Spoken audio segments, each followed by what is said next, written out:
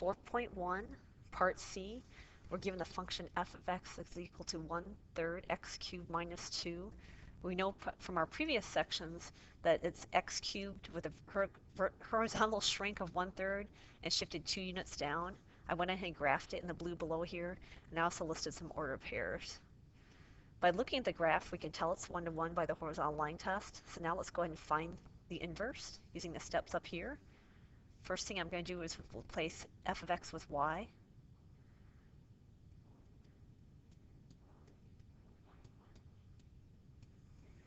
Okay, the second step I'm going to do is interchange x and y.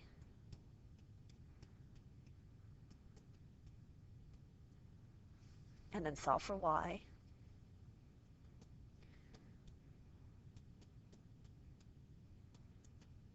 Okay, to get the y cubed by itself, I'm going to multiply both sides by 3.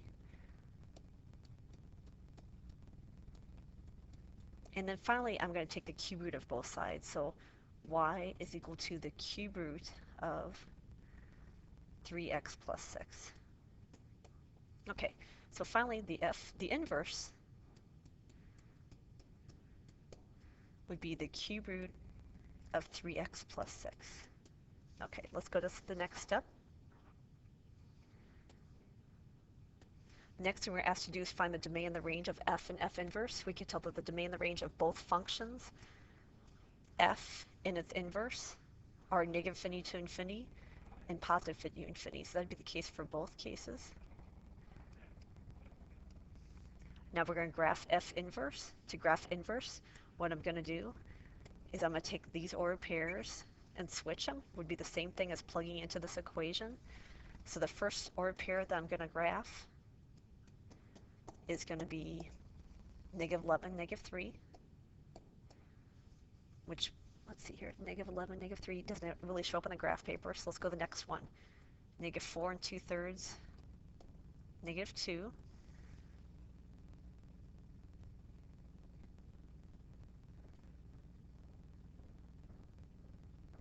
Okay. -2 1/3, -1.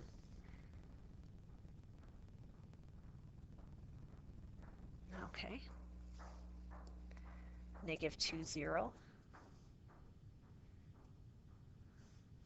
Okay, and I'll start back over here for another table because I'm running out of room. -1 2/3. Right, that -1 2/3 and 1. I'm going to rewrite that. There we go.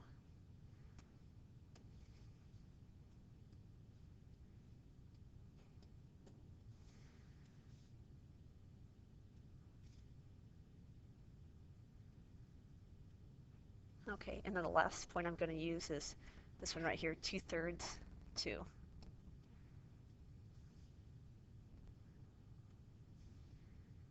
Okay, so if I go ahead and graph this one,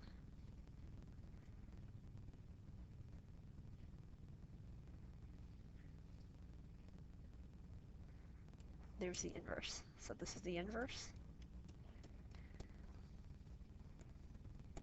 And then this is the function. Okay, so that concludes part B.